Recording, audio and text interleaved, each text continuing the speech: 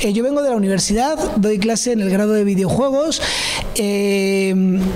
y imparto en concreto la asignatura de introducción al proceso creativo. O sea, la que es más directamente relacionada con la idea de crear, de cómo se crea un videojuego, de dónde salen las ideas para hacer videojuegos. Dentro de eso, mi filosofía de la creatividad es, iba a decir muy particular, no, es una de las líneas de creatividad que sigue mucha gente. Es una idea de la que todos somos creativos. Porque sinceramente, ya por implicaros un poco, ¿quiénes de aquí os consideráis creativos? Levantad la mano. No está mal, pero no sois todos. ¿Por qué? O sea, vale, es un poco por donde iba. No voy a preguntaros por qué os consideráis creativos, ¿vale? Supongo que muchos diréis por lo que trabajáis o por lo que os dedicáis, que implica creatividad, pero parte de la filosofía de lo que es Gamera y de lo que hago yo en mis clases es intentaros demostrar que todos somos creativos. Hasta el último de nosotros alguna vez se ha inventado una excusa porque ha llegado tarde a casa, porque tenía que dejar a su novio o su novia y no sabía cómo dejarle. Todos nos inventamos excusas. El caso es saber cómo enfocar la creatividad a lo que queremos hacer, ¿vale? Entonces, bueno, de eso partimos.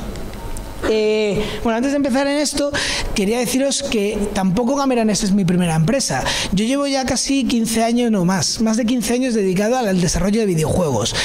He pasado por 4 empresas antes de llegar a Gamera Nest y a lo que hacemos, a lo que vais a ver que hacemos. Cada una ha tenido sus particularidades. La primera no era mía, me contrataron para llevar toda la producción y el producto que hacíamos eran juegos para móviles de consumo inmediato. Vale, eran productos divertidos, pero el proceso creativo era casi siempre muy mecánico. ¿Cuál es la IP o de qué personaje hablamos? Pues nos tocó hacer de Maradona, con Carlos Sainz, hacíamos juegos con marcas o con personas conocidas y nuestra creatividad estaba enfocada a que el juego fuese lo más rápido posible y se publicase lo más inmediatamente posible desde que empezábamos a trabajarlo. Cuando yo monté mi primera empresa, ya sí que buscábamos algo más de trabajar el desarrollo, el proyecto, y monté un estudio que se llama MyGen Studio, en el que cogimos licencias de juegos de rol y nos dedicamos a darle un poco más de cariño a esos juegos. Pero la realidad es que esa empresa, con esa filosofía de proyectos de un año, también pensados para móviles, no duró mucho. Sobre todo porque al final compites con productos comerciales de empresas más grandes que hacen lo mismo que tú, solo que dentro de un proceso con mucho más dinero. Al final tener una empresa propia, pequeña, de desarrolladores, es lo que lleva a tener que, al final el mercado te va a ver siempre igual que el grande, porque no sabes lo que hay detrás, pero tus productos son menos visibles o tienen quizá menos inversión. La tercera por la que pasé también era mía y se dedicó al desarrollo para cliente. Lo único que hacíamos era desarrollo para cliente bajo demanda. Aquí os digo, la creatividad, que es un poco también de lo que venimos a hablar aquí, de creatividad, cuando trabajas para cliente parece muy poca, porque al final el cliente te viene y te cuenta lo que quiere, te dice cómo lo quiere y a veces incluso te dirige para que lo hagas como él quiere. Pero por otro lado se aprende muchísimo, porque nunca he tenido la oportunidad de trabajar con gente de todos los sectores. Empezamos a trabajar con gente de museos, también trabajamos con gente que se dedicaba a los colchones, también con gente que se dedicaba a hacer aplicaciones para medir los frames de fotografía en un timelapse. O sea, aprendías muchas cosas que nunca íbamos a aprender de otra manera, y fue la primera vez que me di cuenta de que no solo hablar con gente de videojuegos, sino hablar con gente de otros lugares nos podía enseñar mucho más que si solo nos dedicábamos a la endogamia del mundo del videojuego. Pasé por un periodo de empresa dedicada a la educación. Ahí aprendí lo que era la educación formal, no formal y cómo hacer aplicaciones para colegios, y finalmente en un momento dado me emancipé de todo esto y decidí montar Gamera Nest con el objetivo de usar la creatividad para crear videojuegos con gente que no fuese siempre o que no fuese exclusivamente el sector de los videojuegos, buscar en otros sectores gente que nos ayudase. Vale, dicho todo esto, ¿por qué he empezado así? Porque lo primero que quería contaros antes de contaros nuestros proyectos es contaros un poco esto, cuál es nuestra filosofía de producción y sobre todo también cómo entendemos los videojuegos. Muchos de los que me he encontrado, mis propios alumnos, cuando vienen a hablar de videojuegos siempre piensan en los videojuegos clásicos, pues desde los arcade de toda la vida hasta los juegos tipo Call of Duty o LOL de competitividad y sobre todo de ir ganando puntos o avanzando niveles. Desde hace unos años el lenguaje del videojuego nos permite no solo hacer juegos de competitividad y juegos limitados al propio lenguaje del videojuego, sino incluso contar otras cosas y otras formas. Desde hace 2010, 2011, desde el momento en que la universidad también se ha ocupado de los videojuegos y ha empezado a estudiarlos, se ha empezado a hablar de cosas nuevas, como las mecánicas significativas. Cómo contar cosas muy profundas sin tener que recurrir a la película o al texto, que es algo que no tiene que ver con el videojuego. El videojuego es interacción. Es verdad que tenemos que tirar del audiovisual y a veces cortar todo el gameplay y contar una película.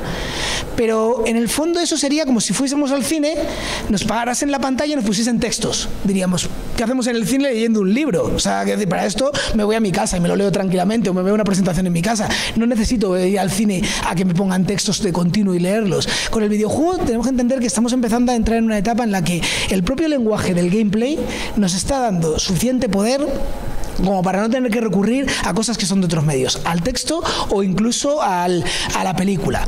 Quería poneros un ejemplo de un vídeo, en realidad os digo, perdona, no, ponmela abajo directamente, ¿vale? No sé si conocéis Passage, ¿sabéis qué juego es este? ¿Lo habéis conocido alguno? Vale, quería que lo vieseis, porque es un juego muy sencillito. Lo hizo Jason Roer, es un juego que se hizo en una jam en 2 días. Este autor se creó él solo un jueguecito en el que lo que intentaba era reflejar, ahora veréis, avanza un pelín más, sí. Si puedo señalar, por aquí, dale por aquí. Vale, ahora veis, vale. Lo que quería era hablar de algo muy sencillo. Si lo veis, son 32 píxeles de alto, son personajes de 16 píxeles, bastante feo el juego, y no dice nada, todos estos textos son del que haya grabado el vídeo. El juego es esto, se puede descargar en cualquier medio, vale para PC, para móvil, para Mac. Él lo que pretendía era, sin contar nada en el juego, que el público sintiese lo que le intentaba transmitir. Os habéis perdido un momento por el avance, pero tú empiezas siendo un personaje solo, de repente en un momento dado te encuentras con este personaje femenino. Si os dais cuenta, si cuando lo juguéis lo veréis, bueno, aparece un símbolo del amor, entiendes que es tu mujer, tu esposa o lo que sea que te va a acompañar aquí. Si os dais cuenta, en el juego nunca podéis retroceder hacia atrás, solo se puede ir hacia adelante. A medida que va avanzando el juego, dura 10 minutos a lo sumo, dale por aquí más o menos. Por la mitad, sí. A medida que va avanzando el juego, pasan 2 cosas. Los personajes cada vez están más hacia adelante en el escenario y van cambiando, o no sé si os estáis dando cuenta, pero van transformándose y os vais dando cuenta de como que van envejeciendo. Es muy curioso si lo jugáis o si lo ponéis a alguien para que lo juegue, os daréis cuenta de que siendo personajes de 16 píxeles provoca cierta sensación de desasosiego, el hecho de saber que no podéis volver hacia atrás, el hecho de saber que el camino solo llega hasta adelante, y sobre todo de momento, dale por aquí más o menos, por aquí más o menos. Sobre todo llega un momento que te das cuenta hacia dónde va el juego. No queda no pasa mucho tiempo, ahora lo veréis, cuando de repente este personaje que te acompaña, ahora lo veremos, por lo que lo veis un momento, lleva 10 minutos el juego, no lleva más. A ver si llegamos a ese punto. Bueno, ocurre esto, se convierte en una tumba. Si veis jugar a la gente este juego sin decírselo, la gente se queda parada 1 o 2 minutos, no sabe qué hacer. O sea, lo peor es que sabes lo que ha pasado, sabes lo que te han contado y sabes que si sigues, lo inevitable es que tu personaje al final acabe en 1 minuto o 2 minutos convirtiéndose en una tumba también. ¿Qué es lo que demostró Jason Roer con este juego? Que os digo, es de 2011, o sea, ya han pasado 7 años desde entonces. Que sin una gráfica espectacular, que sin un arte espectacular, puedes pasar a la presentación, sí. Se podían contar cosas muy profundas, como es el sentido de la vida, siempre que el jugador lo que estuviese haciendo se pareciese mucho a lo que pasa en la vida real, siempre que las mecánicas que tú le pusieses en el juego fuesen muy parecidas a lo que querías hacer sentir al jugador. Parece una chorrada, esto ya se sabía, ¿vale? Había muchos juegos, sobre todo de acción y aventura, antes de que Jason Roer hiciese pasajes, que a veces te tocaba mover una manivela, o sea, en vez de solo el típico movimiento de palanca hacia arriba, hacia abajo o hacia los lados, lo que tenías que hacer era girar una manivela y una polea hacía que subiese algo. Y en el mando de la Play o de lo que fuese, tenías que girar. por lo que fuese, en tu cerebro se producía una extraña sensación de estoy haciendo lo mismo que estoy viendo en el juego. Hacía como un clic. Jason Schreier lo único que hizo fue convertirlo en una realidad. Si todo lo que puedes hacer en un juego es andar hacia adelante y lo que estás viendo es que ese adelante te lleva al final, es un poco hablar de tu vida, es un poco hablar de muchas cosas y el sentimiento que te provoca es mucho más inmediato. De repente, ya os digo, con la perspectiva del tiempo dices, qué simple era inventar lo que es la mecánica significativa. Y dices, sí, era muy simple. Pero en 2010 todavía se producía el discurso de por qué la gente en Titanic lloraba cuando Leonardo DiCaprio moría, a pesar de que cabía perfectamente en el iceberg y la otra no le deja subirse y se muere ahí, de congelada. Y dice, pero si cabéis los dos, o sea, ¿por qué no le dio la mano y le subió? Y lloraban como posesos, y sin embargo, en un videojuego, cada vez que mataban a tu personaje con el que habías llevado viviendo 5 horas de gameplay, no llorabas, simplemente decías, va, pues vuelvo a empezar. Era en el fondo, y lo que se está demostrando con el tiempo es que era porque en realidad no tiene nada que ver que tú mates a 200.000 personajes, como decía el director creativo de Assassin's Creed, y que luego te pongan la película de tu mejor amigo muriendo. Vale, es emotivo, mola, te provoca algún sentimiento, pero no has estado haciendo nada que tenga que ver con la película, es otra cosa. Sin embargo, si lo que estás haciendo tiene que ver con el videojuego, te llega, o sea, tu jugador se implica. A partir de ahí, nosotros como empresa decidimos que por qué no podíamos enseñar esto, por qué no podíamos intentar que ese lenguaje del videojuego que está apareciendo, que está empezando a surgir y que estamos empezando a dominar, también enseñar al resto de la gente que no tiene por qué saberlo, que los videojuegos pueden ser más amplios y nos pueden ayudar a contar cosas. Enfocamos nuestra empresa a un poco lo que veis aquí, intentar que los juegos que saliesen no fuesen como habíamos hecho hasta entonces, simples juegos que hacíamos porque nos gustaba, porque nos divertían o porque simplemente nos apetecía en ese momento, nos lo pedía el mercado, sino también intentar que todos nuestros juegos se hiciesen preguntas, se buscasen respuestas a otros temas que no tuviesen que ser exclusivamente la aventura, no sé, un poco lo que os decía. Sobre todo hay una frase que a mi mujer, que también trabaja en mi empresa, le gusta mucho, que es a jugar con el extrañamiento, que no sepas lo que te vas a encontrar en un videojuego siempre. Muchos videojuegos al final siguen una pauta, un patrón, y nosotros buscábamos juegos que no fuesen los típicos. Y de paso, no solo hacerlo nosotros, sino enseñar a gente a hacer ese tipo de juegos para que ese lenguaje se extendiese. Por poneros algunos referentes de los últimos años, que estos supongo que casi todos los conoceréis. Journey, ¿lo conocéis más o menos? ¿Sabéis qué juego es? Vale. Journey es un juego de lo que se llama ahora el género experiencial. Es un juego que, si lo veis jugar, es súper bonito. Es un personaje que va por el desierto con sus faldones, buscando la montaña. Puedes apreciar mucha estética que de Persia, también juntada con algo de Sudamérica.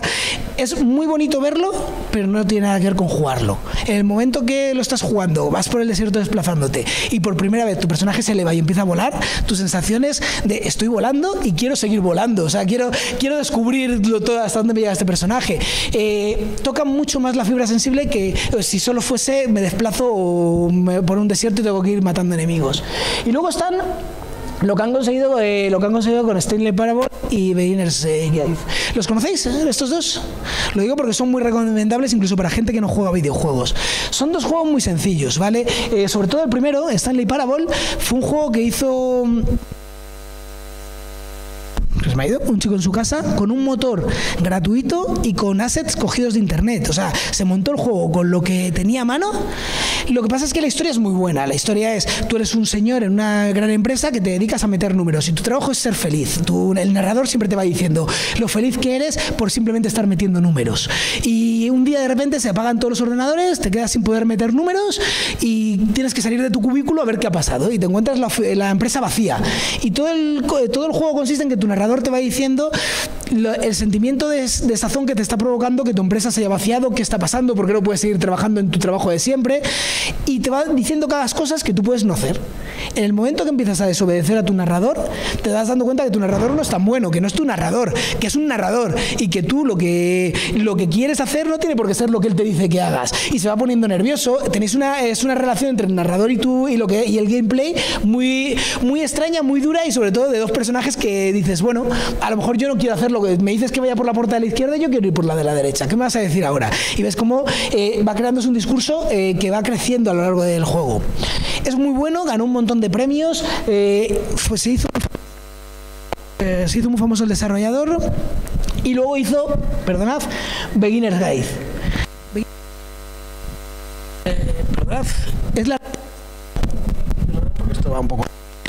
Beginner's Guide es la respuesta a una duda que siempre hemos tenido muchos de los que pensamos algún día seremos famosos. Es, si yo hago mi gran libro, mi primer libro, y me hago famoso, ¿de qué va a tratar el segundo? O sea, porque el primer libro, ojo, es genial, es tu obra maestra, un amateur escribe su primer libro, o hace su primera película, y de repente dices, y ahora la segunda tiene que ser mejor que la primera, porque si no van a decir que me he quedado, que era un amateur que tenía muchas ideas, pero ahora ya no las tiene, o si es igual van a decir que me repito, si es diferente van a decir, joder, a mí me gustaba lo que hacía en la primera. A él le pasó lo mismo. Cuando se enfrenta a su segundo videojuego, decide hacer un videojuego en el que el narrador ahora eres tú, el jugador, se pone en la piel de un desarrollador de videojuegos que empieza a recibir las cartas de alguien que se ha hecho famoso con su primer videojuego y que quiere hacer un segundo videojuego pero no sabe cómo afrontarlo. Y todo el Beginner's Guide es una diatriba sobre lo que es ser diseñador de videojuegos y además sobre lo que es el agobio de tu segunda gran obra. Por supuesto es un juegazo. No se entiende sin haber jugado a Stanley Parable, pero los dos en conjunto te hacen ir más allá de lo que es un simple videojuego. Esos son nuestros referentes. Vale, no hemos llegado a hacer lo que hacen ellos, tengo que admitirlo, pero también os digo que al menos intentamos buscar ese tipo de innovación y ese tipo de contar temas que no se queden simplemente en el videojuego. Entonces, bueno, voy a hacer un repaso un poco de nuestras experiencias y un poco cómo las afrontamos. Nuestro primer juego que hicimos como Gamera ni siquiera ha llegado a ser un juego, nunca se ha publicado, nunca se llegó a... Yo creo que hubo un prototipo muy temprano del videojuego, pero nos enseñó muchas cosas, por eso quería que lo vieseis un poco y que vieseis un poco nuestra experiencia. Se llamó Secreta Mulierum y fue el resultado de coger a un grupo de estudiantes de la universidad y que tenían ganas de hacer algo diferente, de hacer algo que no fuese lo típico, y les cogimos y les dijimos, bueno, pues juntémonos en un equipo creativo, todos vosotros, no se conocían hasta ese momento, y empecemos a proponer ideas, a ver con cuál nos quedamos, que nos guste a todos y que sea interesante para trabajar. Tras unas jornadas de brainstorming en las que todos dimos ideas, se fueron descartando unas, otras, vimos qué capacidades creativas teníamos cada uno y sobre todo qué recursos podíamos utilizar si luego queríamos hacer el videojuego, cuántos programadores había, cuántos dibujantes había. Eso es fundamental si queremos hacer videojuegos, tenemos que saber qué podemos hacer. O sea, por mucho que se nos ocurran muchas ideas, si luego queremos que eso sea un videojuego, tenemos que tener claro con qué equipo contamos y qué capacidad tiene. Bueno, decidimos que íbamos a hablar de la mujer. Íbamos a coger un tema que estaba poniéndose muy de moda, que es la mujer en los videojuegos, y que íbamos a trabajar con el tema de cómo la mujer se ha representado en los videojuegos y más allá, cómo la mujer en el mundo del arte se refleja o quiere ser reflejada y cómo ha sido invisibilizada. No solo trabajamos, y sobre todo eso fue lo más interesante de este proyecto, para empezar, para nuestro primer proyecto, no solo trabajamos con videojuegos basados en mujeres, que pues, al final teníamos los mismos referentes de siempre, Tomb Raider, 4 videojuegos que en ese momento, porque todavía no había salido, el personaje de la mujer no había salido en tantos juegos como hay ahora, pero en ese momento era Tomb Raider y poco más como personaje femenino, Fate, a lo mejor de Mirror Edge, como mucho. Y además cogimos referentes artísticos. Nos fuimos sobre todo a la época de los 60, 70, a la reivindicación de la mujer en el arte y decidimos qué podía salir de juntar eso con nuestro videojuego. No recuerdo cuántas sesiones fueron. Fue todo un verano de semanalmente irnos encontrando, hablando, creando paneles, sobre todo eliminando ideas que no podríamos hacer en videojuego y pues por ejemplo Macarena, que era nuestra programadora, iba también aportando su parte técnica de bueno, pues esto sería más fácil de hacer o esto se podría hacer bien. El motor era Unity, no buscamos un motor excesivamente difícil, pero tampoco un motor que no fuese comercial. O sea, nuestro objetivo al final siempre es hacer el juego. Y ya os digo, más o menos son fotos de las sesiones y como veis, casi nunca aparece en un ordenador. O sea, muchas de nuestras sesiones, muchos de los talleres que hacemos, intentamos obviar la figura del ordenador. Nos hemos dado cuenta de una cosa, que si en las sesiones creativas se intervienen ordenadores, programas de diseño, de gráficos, despista mucho de qué se puede, o sea, te lleva mucho al qué se puede hacer y no tanto al qué queremos hacer. Entonces, hemos eliminado mucho de eso en esos procesos. Sabemos que en un momento es inevitable y ahora os contaré cómo organizamos algunos talleres y de dónde han salido algunos juegos, pero lo que sí que nos importaba mucho es que el proceso fuese importante, que los que estuviesen implicados aprendiesen cómo se hace un videojuego y luego aprendiesen a diseñar su videojuego. Aquí veis ejemplos de carteles. Cogimos películas que existían en ese momento, esas son películas que estaban en cartel, y les cambiábamos el título al título que queríamos en nuestro juego para crear un poco esa sensación artística que queríamos en el juego. Estos son modelos que fueron saliendo en las diferentes sesiones, pues fuimos trabajando al final decidimos hacer 3 tiempos, el siglo XVIII, XIX y XX, y dedicar las habitaciones de una supuesta casa en la que pasaba todo el juego a diferentes lugares. Hicimos stories de las diferentes escenas y de las diferentes mecánicas del juego que habría. Todo esto en diferentes sesiones. Al final de cada sesión íbamos encargándonos deberes y a la siguiente sesión la gente traía hecho las cosas que necesitaba para no tenerse que traer el equipo. Y bueno, aquí veis un poco los trabajos que hacíamos trabajando también con un libro. Surgió en una de las sesiones un libro muy interesante que era La ciudad de las damas, un libro que estaba escrito en la Edad Media por una mujer que intentó representar las figuras más importantes de mujer de su época viajando por toda Europa en el siglo XIV. Entonces, bueno, ese nos pareció un muy buen referente para empezar el juego y como base del juego. Y bueno, aquí veis un poco de escenas. Y ya os digo, todas hechas fuera del taller. En el taller solo decidíamos y tomamos decisiones sobre el trabajo que hacíamos. Luego los diferentes miembros del taller se iban a sus casas y a la semana siguiente volvían con posibles ideas. Quería que lo vieseis porque es verdad que este proyecto nunca llegó a formalizarse como juego, algún día lo hará, no es algo que hayamos cerrado. Muchos de nuestros procesos creativos no tienen un fin de sale el juego y ya se acabó, muchos continúan como ahora veremos, pero sobre todo teníamos que ponerle un punto final que fue unas presentaciones que hubo en el Museo Reina Sofía. Este juego se había hecho entero en Media Lab porque nos acogieron, les gustó mucho la idea de proyecto que teníamos y luego Reina Sofía en una de sus sesiones de artistas que tienen nos llamaron para presentarlo y fue como el colofón final. Habíamos llegado a hacer nuestro primer videojuego no tanto para comercial sino para el mundo de la cultura y el mundo de la cultura encima nos había respondido, había dicho que sí, que ese tipo de videojuegos le llamaban la atención y les parecía interesantes y fue nuestro final. Digo el final para este juego. En medio de ese proceso, una de las cosas que yo siempre digo cuando enseño videojuegos es que hay que saber encontrar un nicho, porque es verdad que es muy difícil hacer dinero con los videojuegos, pero hay mucho dinero en el mundo de los videojuegos. Una de las, aunque voy a sacar del mundo cultural al mundo de verdad de los AAA y de los juegos comerciales, una de las cosas, de las noticias de la última semana ha sido como un juego como GTA V se ha convertido en el producto de entretenimiento con más beneficios de la historia. Ha superado a todo. No hay película, no hay cómic, no hay libro que haya hecho más dinero, que haya dado más beneficios que el GTA V, que un videojuego. Son 90 millones de copias vendidas a una media de 40 euros. Haceros el cálculo de cuánto dinero hay, de cuánta gente hay, solo que haya jugado GTA V, o sea, que ni siquiera, no todo el mundo juega GTA V, cuánto dinero hay en el mundo del videojuego. El problema es acceder a ese dinero. Al final es encontrar el nicho o el tipo de juegos en el que te sientes cómodo para seguir, para continuar un poco tu carrera. Nosotros en el mundo cultura, museo, pues encontramos un interés y además nos gustaba lo que se producía. El hablar con gente que no tenía ni idea de videojuegos pero quería aprender sobre videojuegos. En este caso el Museo Thyssen, en el proceso que estábamos haciendo Secreta Mulierum, nos llamó y nos preguntó que qué podíamos hacer con el museo si quisiésemos hacer un videojuego que no hablase de arte, sino que usase sus cuadros para hacer un videojuego comercial o un videojuego pensado en el gran público. Fue un reto, algo que yo no hubiese sabido responder en ese momento, pero que como no sabía responder, decidimos aplicar la creatividad a cómo salir de ese embolado en el que nos habían metido. Y lo que hicimos fue la misma metodología que Secreta Mulierum. Reunimos a un grupo de estudiantes que les apetecía hacer algo diferente, no hacer el típico juego, no tenían muy enfocado por dónde querían ir. Algunos ni siquiera venían de videojuegos, ya empezaban a venir de diseño, de bellas artes, y les dijimos, si tuviésemos que hacer un videojuego del museo, ¿qué se os ocurriría? Tras unas cuantas sesiones en las que implicamos al museo, se nos ocurrió un mundo basado en todos sus cuadros, pero que la historia no tuviese que ver con nada de las historias del museo. Incluso intentamos obviar las típicas historias que se juegan en el museo de adivina qué cuadro es este, o hace un proyecto de investigación porque han robado un cuadro. Decidimos contar un viaje del héroe, de un personaje en un mundo que se está acabando, que tiene que salvarlo, y que todo el mundo, incluso ese propio personaje, nos hablase de arte. Los personajes del juego ahí se ve uno un pequeñito, ahora lo veréis más grande. Los personajes del juego son ismos, son estilos artísticos.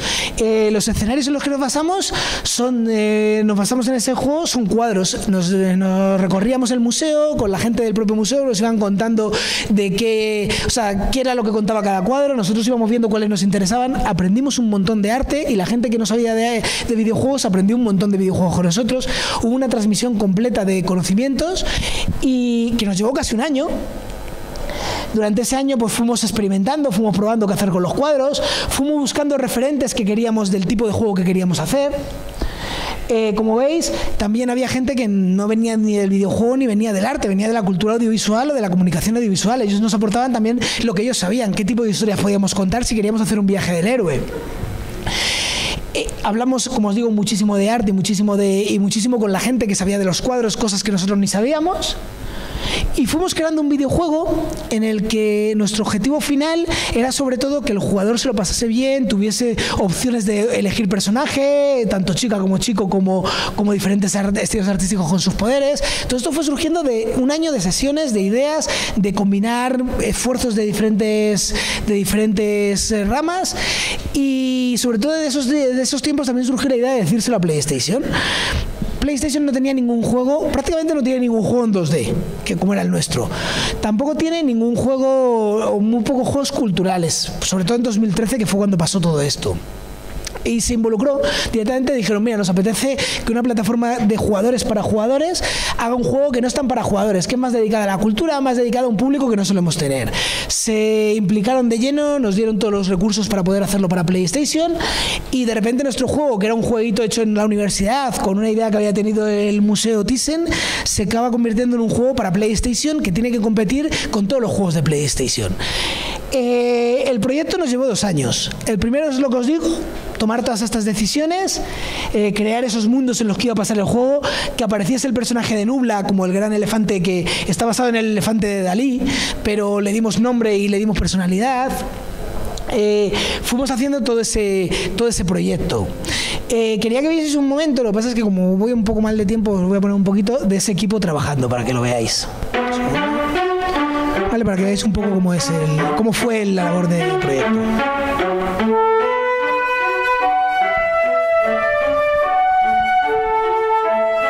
Nubla es un proyecto que pone en diálogo el museo y los videojuegos, y el objetivo es crear, inventar y construir experiencias basadas en las nuevas narrativas interactivas que nos proporcionan los videojuegos a través de la reflexión y el aprendizaje colaborativo. Todo esto, como os digo, son alumnos que estaban en primero cuando empezaron el proyecto, no sabían nada de videojuegos, y algunos no venían de videojuegos. De conocer partes del museo que probablemente tú por ti mismo, si no vienes o si no te lo enseñan en algún lado, no conoces cuadros o no conoces, yo qué sé, momentos históricos del arte o cuadros representativos de cada una de las épocas. No sé, es una manera de estás jugando y de repente dices, yo esto lo he visto en algún lado, ¿no? Y resulta que es que vas al Thyssen y te encuentras ahí un cuadro.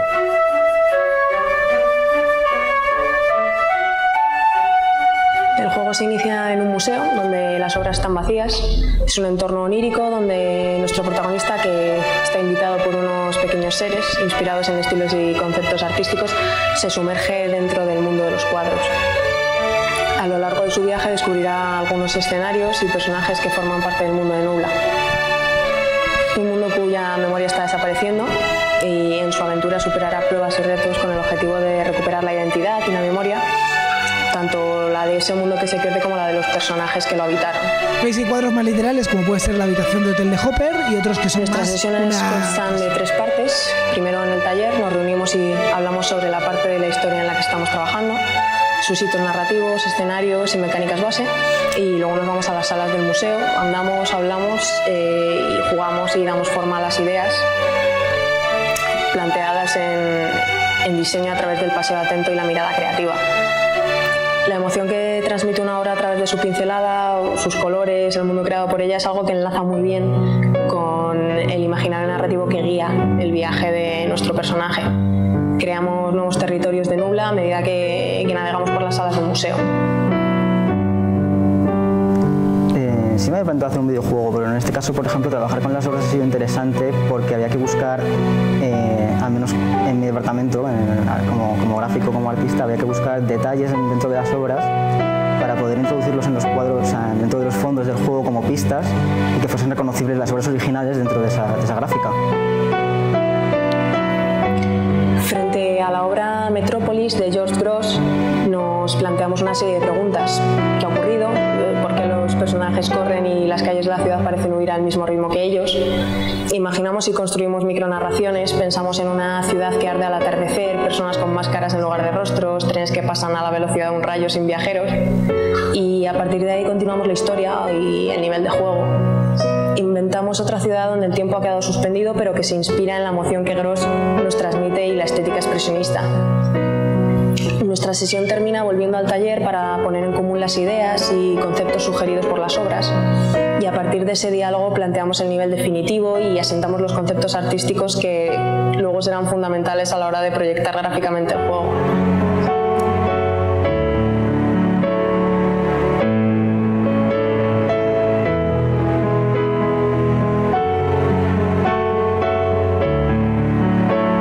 Después de 2 años de trabajo y una primera entrega del juego generada, proyectamos y trabajamos en la segunda parte.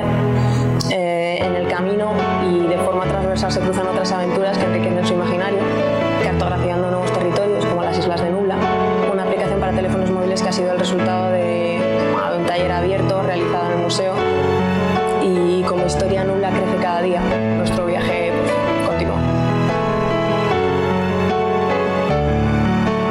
Vale, es que creo que Paula, aunque no se le va del todo bien, lo explica mucho mejor que yo. Esto es, o sea, al final lo que conseguimos con este proyecto es implicar a mucha gente que en principio ni sabía de videojuegos, o algunos sí estaban empezando a estudiarlos, luego han seguido el viaje con nosotros, como dice Paula, y algunos han acabado la carrera y siguen trabajando en el proyecto Nubla. Pero el primer proyecto duró 2 años. A partir de ahí, quería enseñaros un par de cositas más de ese proyecto. A partir de ahí nos planteamos lo que ella dice, que es el segundo proyecto. Del primero, sobre todo, quería enseñaros algunos de los prototipos más tempranos que trabajamos, porque veáis un poco lo que se decía en el vídeo. Nosotros estábamos empezando también a conocer el museo, a conocer el mundo del arte, y estábamos aprendiendo. Sobre todo, una de las cosas que siempre pretendemos en los videojuegos es que la gente que juega nuestros videojuegos queremos que aprenda algo, que sienta que jugar ha servido para algo. No os digo desde el punto de vista educativo de queremos que sepas algo más o que te sepas 5 fechas, es que hayas sentido algo, que se haya producido algún cambio. Pero el cambio se tiene que producir en el proceso de crear el juego también. Lo que os decía, había obras que conocíamos muy poco y que poco a poco las fuimos haciendo nuestras y las fuimos convirtiendo en parte de nuestros escenarios, y de repente se convirtieron en obras muy familiares para nosotros que reconocemos como casi parte de nuestra vida después de casi 5 años trabajando en ellas. Y lo que habíamos aprendido de Secreta Mulierum y lo que aprendimos estos 2 años, como decían en el vídeo, decidimos, una vez que publicamos el juego con Play y más o menos dentro de lo que esperábamos, hizo bastante dinero, o sea, bastante más de lo que esperábamos, hubo muchas descargas, tuvo mucha repercusión en prensa, salimos de los medios de videojuegos a los medios generalistas y nos dedicaron páginas en muchos periódicos. Lo que decidimos es embarcarnos en una segunda parte. También lo habíamos prometido, pero nos embarcamos en una segunda parte en la que de verdad ya nos sintiésemos cómodos con este proceso. De ahí sale la segunda parte de Nubla, que llevamos 3 años ya, con suerte, y espero que sea así. Este verano se publica, en septiembre aparecerá publicada ya definitivamente, pero claro, no ha tenido nada que ver. Nos hemos dado cuenta de que gracias a hacer videojuegos todos estamos madurando intelectualmente, y también estamos madurando en la forma de ver y de contar cosas y del lenguaje del videojuego. La segunda parte de Nubla ya no es un juego hecho por unos estudiantes que estaban aprendiendo a programar. Siguen siendo estudiantes y, como os digo, algunos han acabado la carrera ya, pero hace 1 año, hace 2. La diferencia es que en este proceso ha entrado mucha más gente que ya no son estudiantes. Han entrado artistas que les apetecía meterse en el mundo del videojuego y les apetecía trabajar con nosotros. Incluso artistas que no solo eran de Madrid y que podíamos trabajar con ellos como pasó con el primer juego, sino que trabajaban en Uruguay y nos escribían todas las semanas con sus proyectos y íbamos trabajando de forma colaborativa. usamos herramientas como Trello para todos estar un poco organizados, porque es un proyecto que al final son 3 años. 3 años de hacer esto que os he contado, de sesiones en las que todos pensamos, elucubramos y luego nos vamos a casa a trabajar, hecha con gente que no tiene siempre la oportunidad de estar contigo en el museo porque no es de Madrid, o con gente que no todos los días porque trabaja puede estar viviendo el proceso, pero que quieren vivir el proceso. Una de las cosas que nos parece fundamentales es que si el juego, como os decía, si el juego no nos construye, ¿para qué estamos dedicándole 3 años a un proyecto? Tenemos que estar implicados y nos tiene que apetecer ese proyecto. También en el proyecto ha habido gente que ha entrado y que ha podido dedicarle un tiempo al juego, más remedio que irse a trabajar a otro proyecto y dejarlo. Pero bueno, eso ha enriquecido muchísimo el proyecto. Es muy curioso, porque ahora haciendo un repaso para esta presentación de lo que es la segunda parte de Nubla, se llama M, la ciudad en el centro del mundo, nos hemos dado cuenta que no solo, lo que os decía, no solo es el proyecto, la segunda parte, lo que estamos trabajando. Con ese proyecto hemos cambiado la primera. No sé si os habéis fijado en el vídeo, los personajes que salían eran diferentes a los que yo os he puesto, los niños, el niño y la niña.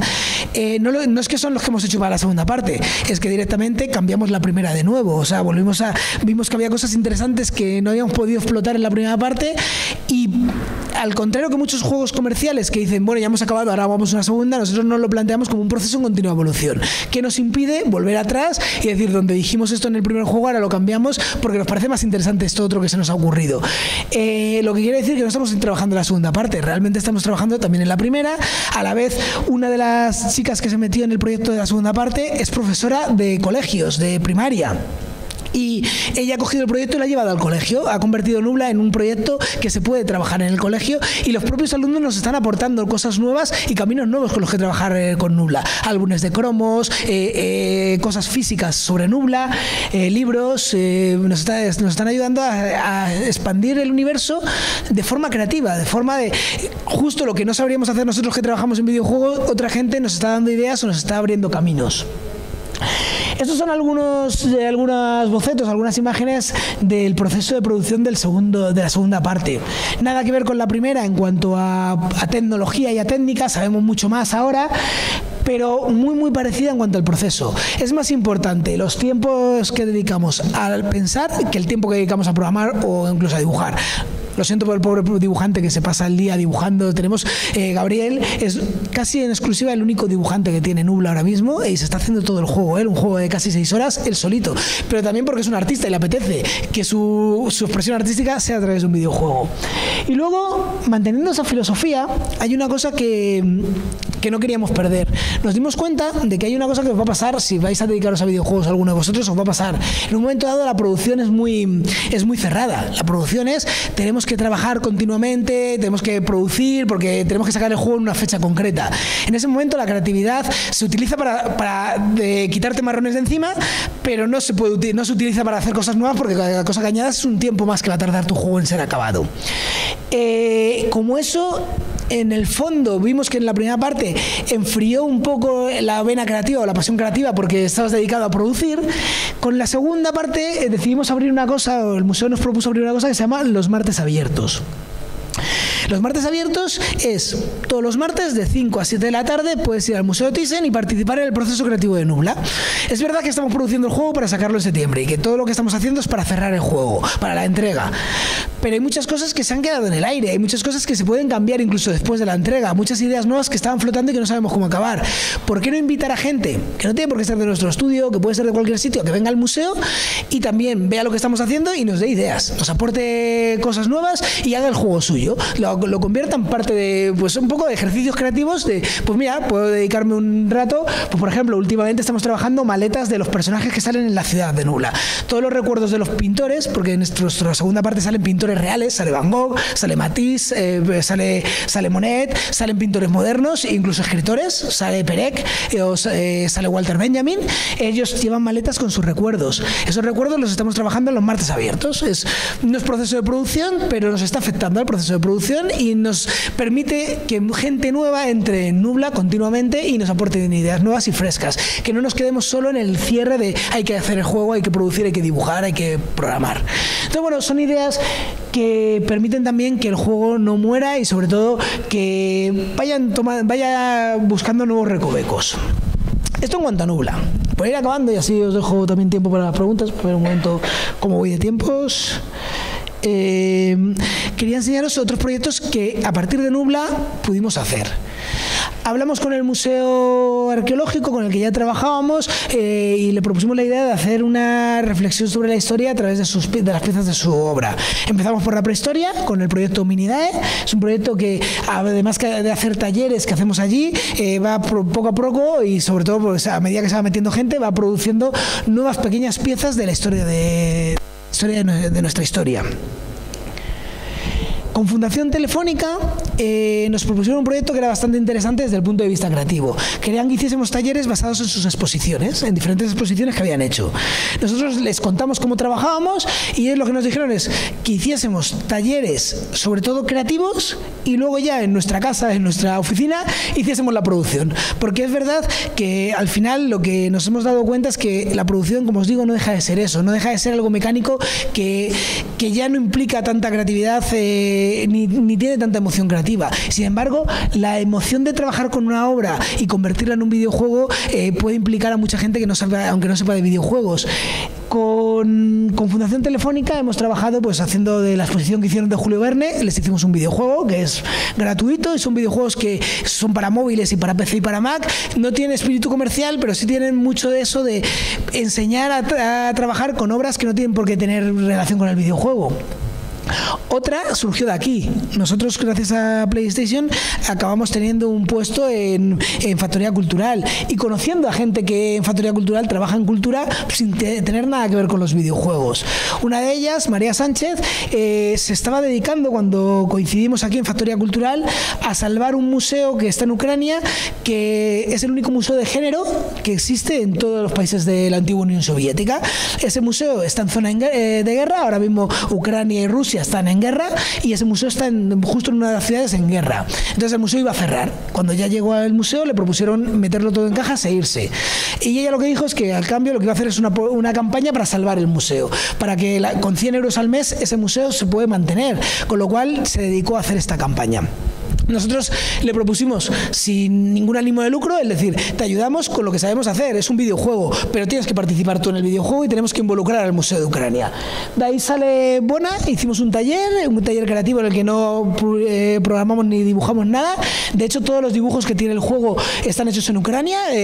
Lo que aprendimos es cómo trabajar en un taller en el que no todos estamos presentes. Y ni siquiera tenemos el mismo horario. En el taller que hicimos para Bona, nosotros trabajábamos unos días, en Ucrania se trabajaba a otros, pero íbamos peloteando las ideas y finalmente generando un videojuego que todavía no está acabado, está en proceso de producción ya casi cerrado, pero aún así va a estar lo suficientemente abierto como para que cuando se publique la gente lo pueda ver, aportar nuevas ideas y hacerlo crecer continuamente este proyecto. La idea es que la gente sepa que existe este museo y además, si puede, pues que aporte algo de dinero para que se mantenga. Otro ejemplo de usar la creatividad para hacer videojuegos también nos lo dio Telefónica. Uno de los proyectos, uno de los primeros para que nos llamaron, no tenía nada que ver con una exposición, tenía más que ver con el concepto que tenía Fundación Telefónica de lo que quería contar. No sé si lo sabéis, pero el edificio de Telefónica es una joya arquitectónica, entre comillas, pero es verdad. Es el primer rascacielos que existe en la ciudad de Madrid, es de principios de siglo, cumplía 100 años y nos propusieron la idea de, ¿se puede hacer un videojuego sobre esto? Tenemos arte porque tenemos la Fundación Telefónica con muchas obras artísticas, tenemos el propio edificio y tenemos con su historia, y además tenemos que hablar de tecnología de comunicación. ¿Qué podéis hacer? Lo mismo. Lo que más nos interesaba en este taller era que no viniese gente de videojuegos, que viniese gente que supiese de todo lo que necesitábamos saber, de arquitectura. De hecho, invitamos a arquitectos para hablarnos de ello, de arte, que viniese gente de otros sectores y que nos fuese ayudando a los que sabíamos de videojuegos a crear un videojuego que hablase, pues como veis aquí, de diferentes momentos históricos de la historia del edificio, las primeras telefonistas, de la obra de arte del edificio, que tiene mucha obra de Juan Gris, de sus ascensores, que es una cosa fundamental. Esto que estáis viendo era la gente que se juntó con nosotros y con los que estuvimos reuniendo continuamente ideas, analizando la historia del edificio, viendo qué se podía hacer, lo visitamos, incluso entramos en zonas que no se visitan, como la azotea, nos permitieron verla porque el reloj es una de esas cosas importantes y fundamentales en el edificio de Telefónica.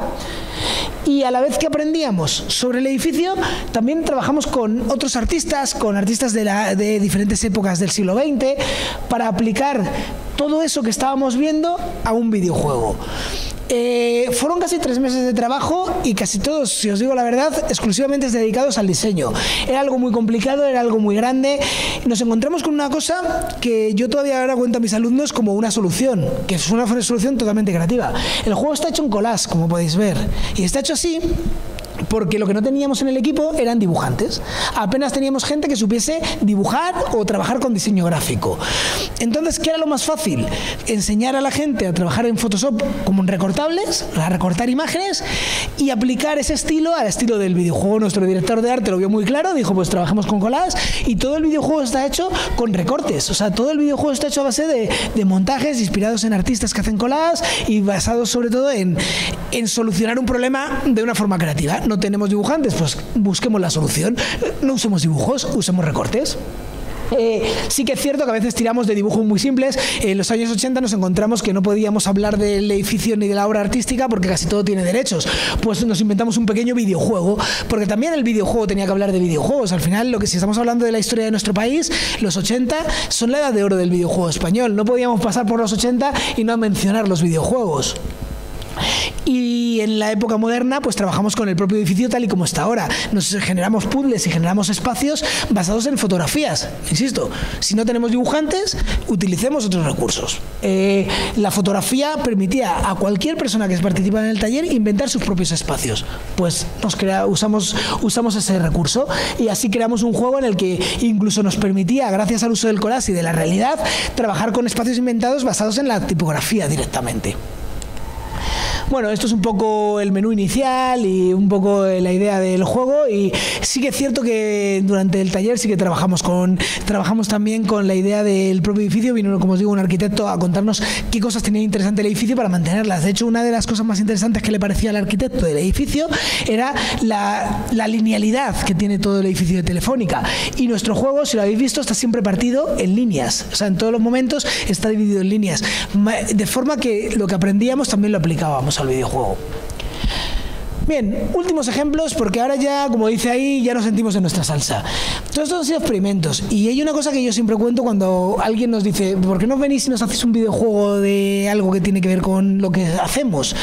Tenemos que conocerlo, tenemos que aprender de ellos antes de poder trabajar nosotros en lo que sabemos, que es hacer videojuegos. Pero sobre todo una cosa que les digo es que no podemos establecer un proceso elaborado, o sea, no podemos predecir cómo va a ser el proceso. Una de las cosas que tiene la creatividad es que al final requiere mucha emoción y mucha empatía.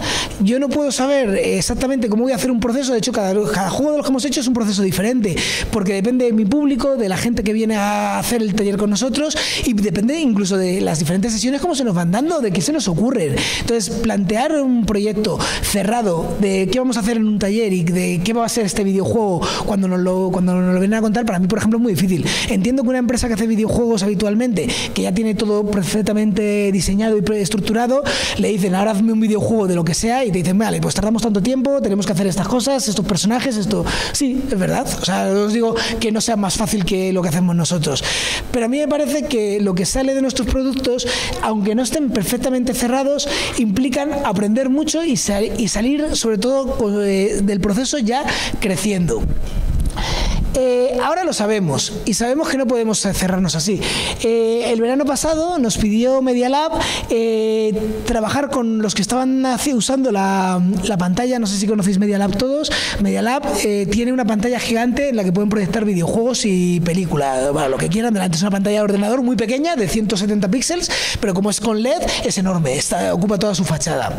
Querían hacer videojuegos para esa fachada y nos propusieron hacer un taller creativo para que la gente que quería hacer videojuegos, aunque no supiesen hacer videojuegos, tuviesen ideas.